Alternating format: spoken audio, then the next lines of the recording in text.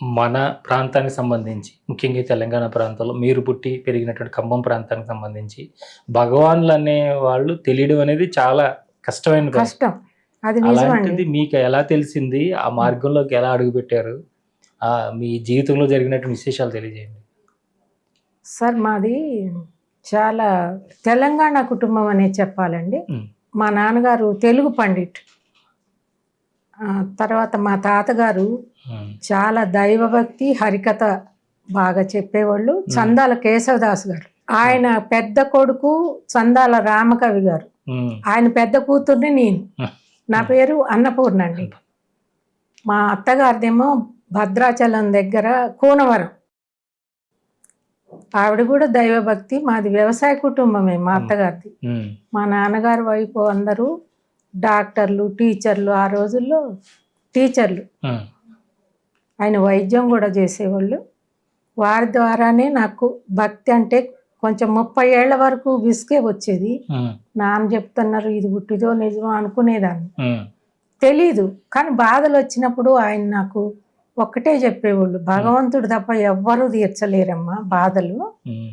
మా lady doctor దగ్గరికి శరీరం బాగాలేదంటే, అమ్మ మీరు ఆలోచనలు ఎక్కువైతున్నాయి, మీరు మెడిటేషన్కి వెళ్ళాలి, మీరు శారీరకంగా ఆరోగ్యంగా ఉన్నారు, అందుకని మీరు మెడిటేషన్కి వెళ్ళండి. ఆ పరిస్థితుల్లో మాకు వచ్చే జీతమే తక్కువ. మా వారు పోస్టల్లో చేశారు. మెడిటేషన్ ఫీజు చెల్లించి ఉదయం 6 గంటలకి పిల్లల బాక్సులు, సాయంత్రం కుదరదు. ఎట్లా మా నాన్నకి చెప్పేదాన్ని. చాలా ఇబ్బందికరమైన ఈ ఆర్థిక పరిస్థితుల్లో తట్టుకోలేక, నాన్న నాకు చచ్చిపోతే బాగు, పిల్లలతోని ఈ ఆర్థిక ఇబ్బందులు పడలేను. ఆ వ్యవసాయం మొత్తం నష్టపోయామండి. వరదలు, గోదావరి వరదలు. ఇది జరిగి 40 ఏళ్ల క్రితం అండి. అప్పుడు చాలా ఓదార్పునిచ్చింది నాన్న. అమ్మ నీకేం కాదు, హనుమాన్ చాలీసా ఉదయం మధ్యాహ్నం సాయంత్రం 3 సార్లు చెయ్యి. ఆయన చెప్పారు కదా నాన్న, అదొక ధైర్యం. సరే చేద్దాం, ఇంకా వేరే దారి లేదు. ఇక బ్యాంక్ వాళ్ళు వచ్చి అవి వేలం వేస్తామని రిసిప్ట్లు అంది, నోటీసులు అంటించారు. ఆ టైంలో ఎంతో మంది రైతులు ఆత్మహత్య చేసుకున్నారండి. ఆ పరిస్థితి తట్టుకోలేము. ముందు ఈ భవిష్యత్తు లేదు. అవి మొత్తం వేలం అయితే ఇల్లు వాకిలి ఇంకేం బతుకుతాం, చిన్న పిల్లలు. కానీ ఒక్క ఆశ, నాన్నెందుకు చెప్పారు, నువ్వు భయపడొద్దమ్మా, నువ్వు చెయ్యి. కరెక్ట్గా ఒక 21 రోజులు చేయగలిగిందండి. చాలా నీరసంగా ఉండేది అప్పుడు. 21 రోజు పూర్తయిందండి. ఎన్టీఆర్ కొత్తగా పార్టీ స్థాపించారు. మొట్టమొదటి సంతకం రైతుల రుణాలు మాఫీ. అప్పుడు భగవంతుడు ఉన్నాడనే నమ్మకం, హనుమాన్ చాలీసా ఫలితం అని అప్పుడు నాకు చాలా దృఢమైంది. ఖమ్మం పుట్టిల్లు మాది. ఆయన మధ్యతరగతి టీచర్ అంటే ఏముందండి, అప్పుడు ట్యూషన్లు అవి వచ్చే జీతం. 3 ఆడపిల్లలు, అన్నయ్య ఒక్కడు. మా పెళ్ళిళ్ళు చేసి ఆయన రిటైర్ అయ్యారు. ఎప్పుడు నాకు బాధ కలిగిన ఆయన నాకు ధైర్యాన్ని ఇచ్చేది, భగవంతుడు తప్ప ఎవ్వరూ నీ తీర్చలేరమ్మా, హనుమాన్ చాలీసా చదువు, నువ్వు బయటికి గుడికే వెళ్ళక్కర్లే, నీకు ఎప్పుడు వీలుంటే అప్పుడు చదువు. మా వారికి గుడికి వెళ్ళటం, ఈ ఫంక్షన్లకి వాటికి ఆయనకి ఇష్టం ఉండేది కాదు. ఇంట్లోనే పూజ చేసుకోమనేవారు. మా ఇంటికి ఎదురుగా సత్సంగం దగ్గరలో ఉంది స్కూల్కి, వివేకానంద స్కూల్లో రమణ సమాలోచన కేంద్రం. పక్కన వాళ్ళు 2 భార్యాభర్తలు వెళ్తా మీరు కూడా రాండి అన్నారు. సరే అక్కడికి వెళ్దామని నిర్ణయించుకున్న తర్వాత మళ్ళీ ఈ గీత పట్టుకుంటే రాత మారుద్ది అంటున్నారు. సరే ఆ గీత ప్రవచనాలు కూడా కొన్ని రోజులు, ఒక 3 నెలలు వెళ్ళిందండి. ఆయన కూడా రిటైర్డ్ అయ్యారు. నాకన్నా వయసులో చిన్నవాడే. అమ్మ మీరు ముందు లైన్లో కూర్చోండి, ధ్యానం నేర్పుతా అని చెప్పేవాళ్ళు. 3 నెలలు గీత విన్నా కూడా నేర్చుకున్నాం, చదవటం వినటం. మొత్తం అయిపోయిన తర్వాత అర్థం కాలేదండి, ఏం చేయమంటారు. మొత్తం నేను రాత్రి పగలు చదువుతున్నా, ఆత్మతత్వం అర్థం కావట్లేదు. నాకన్నా చిన్నవాళ్ళు కదా, ఇది ఎట్లా నేను తెలుసుకోవాలండి అని అడిగా. ఆ గీత చెప్పేటప్పుడు మధ్యలో భగవాన్ గురించి చెప్పేవాళ్ళు. 4 ఆర్తి అర్ధార్థి జ్ఞానీచ భరతర్షభ, జిజ్ఞాసో జ్ఞానీచ భరతర్షభ. కనీసం మనం ఆర్తితో ప్రార్థన చేస్తే వచ్చారు కదా, ఇప్పుడు జిజ్ఞాస కనీసం జిజ్ఞాసవై ఉండాలమ్మా. ఆయనకు కూడా తెలియదు భగవాను మార్గం తెలియదు, కానీ నాకు ఒక ఫోటో ఇచ్చి ఒక మంత్రం రాసి ఆయన కళ్ళల్లోకి చూస్తూ మీరు ఈ అరుణాచల శివ అరుణాచల శివ అరుణాచల శివ అనిన వారల అహము నిర్మూలింపు అరుణాచల, అది మంత్రం అని కూడా తెలియదండి, వాళ్ళు రాసిచ్చారు. ఆ భగవద్గీత లాస్ట్లో రాసిచ్చారు. తర్వాత ఒక మంత్రం, ఇది మీకు అర్థమైనా అర్థం కాకపోయినా, హృదయ కుహర మధ్య కేవలం బ్రహ్మ మాత్రం అని ఒక 4-5 శ్లోకాలండి. దానికి అర్థం తాత్పర్యం రాసిచ్చారు. అట్లా ఒక సంవత్సరం మొత్తం చదివినా కూడా అర్థం కావట్లే. అనుభవంలోకి రాంది అర్థం కాదు, అదేమన్నా లెక్కలు కాదు కదా, ఒక సినిమా స్టోరీ కాదు, అనుభూతిలోకి వస్తేనే అర్థమైద్ది. ఒక సంవత్సరం మొత్తం అండి చాలా అనారోగ్యంగా ఉన్నా కూడా ఆ ఫోటోలో ఆ కళ్ళల్లోకి చూస్తూ ఈ మంత్రం చదువుతూ ఎన్ని గంటలు కూర్చోగలిగితే అన్ని గంటలు. కానీ నాకు రిలీఫ్ వచ్చింది వెంటనే, శారీరకంగా మానసికంగా ఒక ధైర్యం వచ్చింది. ఆ కళ్ళల్లో ఒక రకమైన ఆకర్షణ. ఒక్కోసారి మా నాన్న లేరు అప్పటికి, ఆయనే నాకు ధైర్యాన్ని ఇస్తున్నట్టు, భగవాన్ నాకు తండ్రిగా తల్లిగా అనిపించేది. తర్వాత ఒక 3 నెలల తర్వాత ఆ ఫోటో ఒక్కటే దొరికింది, కానీ ఆయన గురించి ఎవరు చెప్తారు, ఆ పుస్తకాలు కూడా ఏమీ లేవు.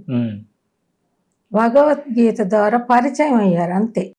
మేమున్న ఆ క్వార్టర్స్లో బయటికి రాగానే ఒక లెక్చరర్ గారింట్లో పునర్వసు పూజ చేసేవాళ్ళు అండి. ప్రతి నెల భగవాన్కి అభిషేకం, పూజ, ప్రసాదాలు కొంతసేపు లెక్చరర్ చెప్పేవాళ్ళు.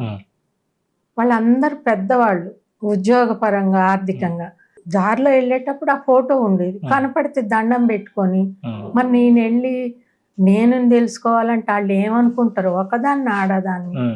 ఆ ఇల్లు లెక్చరర్ గారే కానీ అందరూ పెద్ద పెద్ద వాళ్ళు కూర్చొని ఉండేవాళ్ళు. అసలు ఈమెకి ఏంటి ఎంత ఆతృత, ఈయనేం తెలుసుకోవటం మామూలు వాళ్ళకి తెలియదు కదా, అసలు ఈమెకి ఇదేం కోరిక అనుకుంటారని కొన్ని రోజులు మానేసిందండి. నాతోని మా వారితో చేసే అతని వాళ్ళిద్దరు వెళ్తూ నన్ను తీసుకెళ్ళారు భగవాన్ కేంద్రానికి. వెళ్ళాక అక్కడ ఆ కేంద్రాన్ని స్థాపించిన జె మురళీమోహన్ గారు, ఆయనే గురువు. ఏబిసిడీలు ఎట్లా నేర్చుకుంటామో చిన్నపిల్లల్లాగా వారి దగ్గర అన్నీ నేర్చుకొని, ఏ చిన్న ఒక పుస్తకంలో ఒక పేర అర్థం కాదంటే తెల్లవారు వచ్చి మళ్ళీ కనుక్కునేవాళ్ళు, మాకు ఇది అర్థం కావట్లేదండి అని అట్లా చెప్పేవాళ్ళు. అట్లా ఒక 10 ఏళ్ళండి మేము కేంద్రానికి వెళ్ళటం. ఎన్నో అనుభవాలు వచ్చాయి. అమ్మ అందరికీ చెప్పకూడదు, మీరు పర్సనల్గా నాకు చెప్పండి. మరి మాకు చెప్పకపోతే ధ్యానంలో మరి ఇది మేము ముందుకెళ్తున్నామా ఆగిపోయామా, ఇందులో ఏమన్నా తప్పులు ఉన్నాయా తెలియదు కదా సార్ అని అడిగాను. అంటే అందరి ముందు చెప్తే వాటి ఆధ్యాత్మిక పురోగతి దెబ్బతింటదమ్మా, అందుకనే మీరు పర్సనల్గా నాకు చెప్పండి. ఆయన ఏ పుస్తకం చదవమని ఇస్తే అదే చదివేవాళ్ళం. మన ఇంట్లో ఉండవు అసలు భగవాన్, ఏ రామాయణమో భారతమో అవి ఉంటాయి కానీ అవి ఉండవు. కాకపోతే మా నాన్నగారు ఎక్కువ తెలుగు పండిట్, మళ్ళీ కవి కూడా. అప్పుడప్పుడు ఇట్లా సంభాషణలు వాళ్ళకి తెలిసి టీచర్లు వచ్చి అడుగుతూ ఉండేవాళ్ళు. పల్లెటూర్లలో ఆయన ఏకోపాధ్యాయుడు. రైతులు వర్షం లేనప్పుడు వచ్చేవాళ్ళు. చాలా చదువుకోని వాళ్ళైనా వాళ్ళకి ఆ రోజుల్లో ఎవరన్నా చెప్తే అది చాలా భక్తిగా ఉండేవాళ్ళు అండి. రాత్రిళ్ళు సార్ మాకు వర్షాలు లేవు, అందుకని మేము విరాట పర్వం వినాలనుకుంటున్నాం, అది చదివితే వర్షాలు వస్తాయట, మీరు చెప్పండి. సాయంత్రం 6ంటికి హరికేన్ లైట్లు అండి అప్పుడు. ఆ కృష్ణుడి ఫోటో పెట్టుకొని విరాట పర్వం ఒక వారం రోజులు పట్టేదండి. రోజు కొంచెం చెప్పేవాళ్ళు. వాళ్ళు పనులన్నీ ముగించుకొని సాయంత్రం వచ్చేవాళ్ళు. ఆ పర్వం పూర్తి అయ్యేసరికి వర్షం వచ్చేదండి. అప్పుడు నాకు ఆశ్చర్యం అయ్యేది, ఈ పుస్తకంలో ఇది చదవగానే వర్షం రావటం ఏంటి. వాళ్ళు బొడ్రాయికి రోజు అభిషేకాలు చేసేవాళ్ళు వర్షాలకి. ఏ గుళ్ళు ఉండవండి పల్లెటూర్లలో. అక్కడ ఏదో ఉంది, నాన్న చెప్పిన దాంట్లో ఏదో ఉంది, ఆయన చెప్పినట్టు వినాల. అప్పుడు అంతవరకే అర్థమైంది. తర్వాత భగవాన్ కేంద్రానికి వెళ్ళాక ఆ సార్లో కూడా నేను మా నాన్నని మా అమ్మని అందరిని అంత నాకు అర్థం కాని విషయాలు కూడా క్షుణ్ణంగా అర్థమయ్యేటట్టు చెప్పారు. మళ్ళీ ఆరోగ్యం బాగాలేదంటే ఇంటికి వచ్చి సర్వీస్ చేసేవాళ్ళు అండి. హోమియో మందులు ఆయన చేత్తో ఇస్తే ఒక 3 పూటలకు తగ్గేది. ప్రతి నెల 2-3 వేలు ఖర్చు అయ్యేది. ఆయనలో ఏదో శక్తి ఉంది. ఆయన గొప్ప సాధకులండి. ఇప్పుడు లేరు, నిర్యాణం అయ్యారు. కానీ ఎప్పుడన్నా వారిని తలుచుకుంటే నాకు అప్పుడప్పుడు కనపడేవాళ్ళు. ఒక నవ్వు నవ్వేవాళ్ళు అండి. అది ఎంతో అద్భుతంగా ఉండేది. నాకు చాలా శక్తిని ఇచ్చేది. ఇబ్బందులప్పుడు, సమస్యలప్పుడు, సార్ మీరు లేరు, నేను ఎవరిని అడగాలి, ఇవన్నీ బయట వాళ్ళకి చెప్పలేం కదా అంటే నాకు కల్లో కనపడేవాళ్ళు. అది నమ్మకపోవచ్చు కానీ ఇది వాస్తవం అండి. తర్వాత ఇక రోజు ప్రార్థన, పూజ, జపం ఎట్లయినా ఇంకా అప్పటికి 50 ఏళ్ళండి. ఇంకా 2-3 ఏళ్ళకి రిటైర్ అయితే మేము మళ్ళీ ఏ మూలకి వెళ్ళిపోతామో తెలీదు. నాకెవరు చెప్పేవాళ్ళు ఉండరు. ఏ సందేహం వచ్చినా సార్ ఉన్నారు చెప్తారు. అప్పుడు ఏ పల్లెటూరులో పోతే ఎక్కడ అప్పుడు ఫోన్లు కూడా లేవండి. రూపాయికి ఆయన వేసి చేయాలి, లేకపోతే ఎవరికో ఒకళ్ళకు ఉండేవి ల్యాండ్లైన్. ఇట్లా ఆలోచించి ఎట్లయినా ఇప్పుడే తెలుసుకోవాలి భగవాన్ గురించి చాలా శ్రద్ధగా. మీరు ఎంసెట్ కోచింగ్ పిల్లలు 18 గంటలు చదవాలంటారు చూడండి. అట్లా పనులన్నీ పూర్తి కాగానే పిల్లలు కాలేజీకి వెళ్ళటం, ఈయన కూడా డ్యూటీకి వెళ్ళాక నియమంగా, చాలా నిష్టగా, నియమంగా పూజ, జపం, ప్రార్థన రోజు నిరంతరం. భగవాన్ మీ పాదాల స్పర్శ కావాలి. ఎందుకంటే ఈ జనన మరణ చక్రం నుంచి బయటపడాలంటే అది మీ వల్లనే అయింది. విచారణ మార్గం 2 సంవత్సరాలు వెళ్ళిందండి. అర్థం కావట్లే, ఏమీ అర్థం కావట్లే. వెలుగు కనపడ్డా మీరు లక్ష్య పెట్టొద్దు, శబ్దాలు లక్ష్య పెట్టొద్దు. అక్కడ ఆ కేంద్రంలో ఓంకారం చెప్పగానే మళ్ళీ మనం మర్చిపోయేవాళ్ళం. ఆ ధ్యానం ఒక 10 నిమిషాలు, తర్వాత ఒక 5 నిమిషాలు పుస్తకం చదువుతారు. డే బై డే విత్ భగవాన్. దేవరాజు మొదలయ్యారు రాశారు. వాళ్ళు ఏ పేజీ తీస్తే ఆ పేజీలోదే ఒక 5 నిమిషాలు చదువుతారండి. పేజీ తీయగానే నాలాంటి గృహిణి భగవాన్ ఉన్నప్పుడు అడిగిందట, ఎట్లా మాకెట్లా ముక్తి? అమ్మ మీరు మీ ఇంటి పనులు చేస్తూ నేనే భగవంతుడు మొట్టమొదటి నామం, ఓంకారం కన్నా ముందు అదే. నేను చదువుకోండి చాలు. మీరు బియ్యం కడుగుతూ, వంట పనులు చేస్తూ, కూరగాయలు జరుపుకుంటా, ఇందులో మీకు ఏమీ అభ్యంతరం ఏం లేదు కదా, కష్టం కూడా లేదు. నేను అనుకోండి చాలు అని జవాబు వచ్చిందండి. ఏ సమస్య అడగాలని వెళ్ళినా ఆ పేజీలో మేము అడిగేదే వచ్చేది అండి. అట్లా కొన్ని రోజులు నేను చేస్తూ పిల్లలందరూ వెళ్ళాక ఎక్కువ జపం, ధ్యానం, ప్రార్థన. కోరిక ఇది కోరిక కాదండి, ఇది లక్ష్యం. భగవాన్ మానవ జీవితానికి యథార్థ లక్ష్యం, గమ్యం మీరే. మేము కోరికలకు బానిసలమై ఉండటం వల్లనే ఆ స్థితికి చేరుకోలేకపోతున్నాం. ఆ స్థితికి చేర్చే ఏకైక శక్తివి, స్వామివి నీవే.